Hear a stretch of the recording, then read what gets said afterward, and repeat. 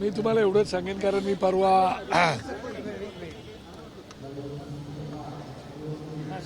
पुण्याला वैकुंठाला गेलो होतो. मी त्या ठिकाणी सन्माननीय संतोष जगदाळे आणि कौस्तुभ गणबोटे या दोघांच्या फ्युनरलमध्ये मी सहभागी पण झालो होतो पुण्याला 24 तारखेला.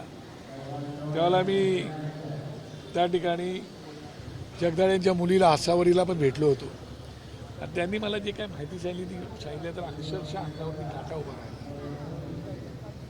मी तुम्हाला एवढंच सांगू इच्छितो की भारतातील आता सगळ्यात लोकांनी एकत्रितपणे येऊन हा पाकिस्तान नावाचा देश हा या जगाच्या नकाशावरूनच मिटवला पाहिजे. ज्या ठिकाणी खऱ्या अर्थाने आतंकवादाला पोचलं जातं, दुर्दैवाने आतापर्यंत आपण सगळे करार पाळले. इंदिरा गांधींनी 1972 साली केलेला जो करार होता, शिमला करार, त्या करारान्वये आपल्याला एलओसी पार करता येत नव्हती. आता मात्र त्यांनी तो करार तोडलेला असल्यामुळे आता एलओसी पार करून तो काश्मीर व्याप्त म्हणजे आपला पीओके आहे तो ताब्यात घेतला पाहिजे. आणि त्या शहबाज शरीफ पंतप्रधानांनी त्याला हे सांगितले पाहिजे, शहबाज शरीफ तेरे हाथ पे वो लकीर नहीं और कश्मीर तेरे बाप की जहागीर नाही. काश्मीर आमचं आहे आणि आमचंच राहणार.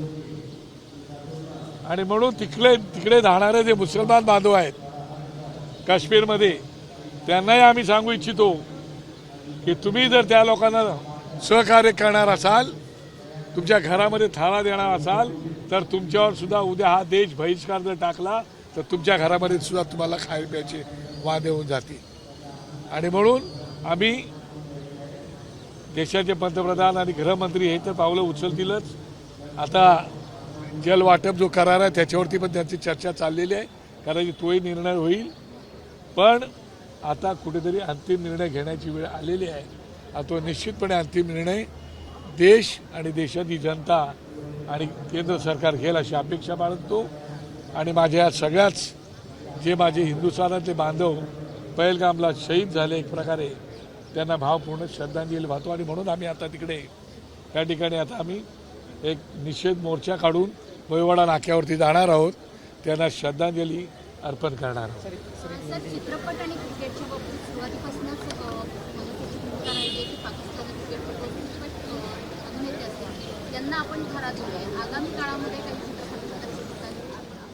नाही, मला वाटते की आमच्या पक्षाची अत्यंत स्पष्ट भूमिका आहे की पाकिस्तानी कलाकार असोत किंवा सिंगर असोत किंवा आणखीन कोण असोत, मग क्रिकेट असोत नाही तर आणखीन कोणी, त्यांना या भूमीवर पाऊल ठेवू द्यायचं नाही आणि त्यांच्यासोबत आपणही संबंध ठेवायचे नाही.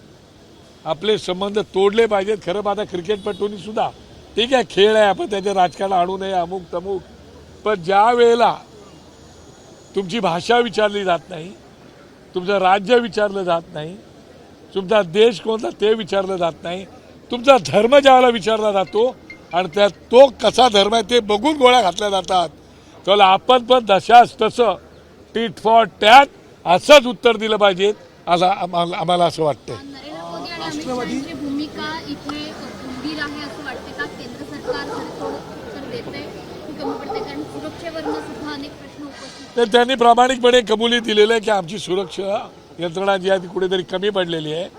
आणि ती जर त्यांनी कबुली दिलेली असेल तर भविष्यामध्ये तशा चुका होणार नाहीत. कारण 7-8 लाख सैन्य आपलं तिकडं असताना जर अशा प्रकारच्या घटना घडत असतील तर करायचं काय? आणि म्हणून त्यांनी जर सांगितलं तर याच्या पुढे पाकिस्तानला धडा शिकवलाच पाहिजे आणि त्याला जगाच्या नकाशावरून मिटवला पाहिजे. चला आता असं कुठलंही अद्यापपर्यंत स्पष्ट झालेलं नाही की धर्मावरतून अहो ज्यांना मारहाण झाली त्यांनी सांगितलं ना. मी सांगतोय ना, परवा मी अंतर्विधीला जाऊन आलो ना, अंत्यविधीत जाऊन आलो त्याला मला कळलं ना, ते धर्म विचारला आणि नंतरच केलेले कृत्य आहे ते. आणि त्याच्यात स्थानिक लोक पण सहभागी होती तिथली. राष्ट्रवादीची भूमिका कशा प्रकारची वाटते एकंदरीत? कारण त्याचं म्हणणे की चौकशी होऊ द्या, त्याच्यामध्ये सगळ्या गोष्टी.